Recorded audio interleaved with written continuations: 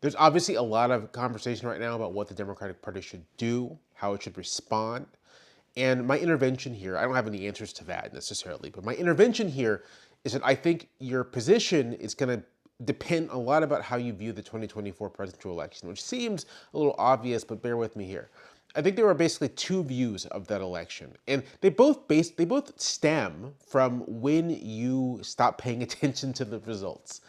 If you stop paying attention to the results immediately after they came in, basically when it was clear that Trump had won, and it looked like he had won a decisive victory, a decisive majority, then you may view that election as something like a definitive affirmation of the MAGA worldview, as the public saying, yes, we are with Trump and we want what Trump is selling. If you took your view of that election after waiting for all the results to come in, waiting about a month or so, then what you saw was not a definitive Trump victory, but a much more narrow result. Trump wins by 1.5 points. He doesn't win a majority. Most people who vote in the election vote against Trump, and Trump doesn't even get as many votes as Joe Biden did in the 2020 election. Very narrow result. And that is to say, very contingent result because it's so narrow. A lot of different things probably made an impact.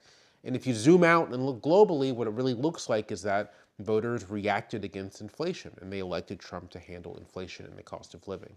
If you take the MAGA affirmation view of the 2024 election, then I think one conclusion you may draw is that the public is mostly with Republicans and Trump on issues like immigration and the rights of transgender people. And so the job of Democrats is to accommodate themselves to this. This might even mean adopting some of those conservative views and trying to offer basically a less aggressively terrible version of what Republicans are offering. If you take the view that the election was narrow and contingent, which I think it was, then what you probably recognize is that all these issues are still contestable. This is still terrain that can be fought over.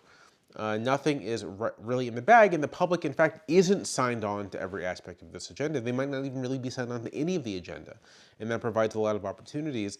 And in addition, it means you do not necessarily have to adopt conservative MAGA ideas about the world in order to build back or win back any set of voters. That's the divide. What was that election? I'll say more about why I don't think you can think of any election as a definitive affirmation of anything. But again, where you land, I really think depends on what you think that election is. And I'll say, I think a lot of liberal elites, because of their own insecurity and lack of confidence in their own views, are inclined to take the affirmation view, even when I think the evidence for it is quite thin.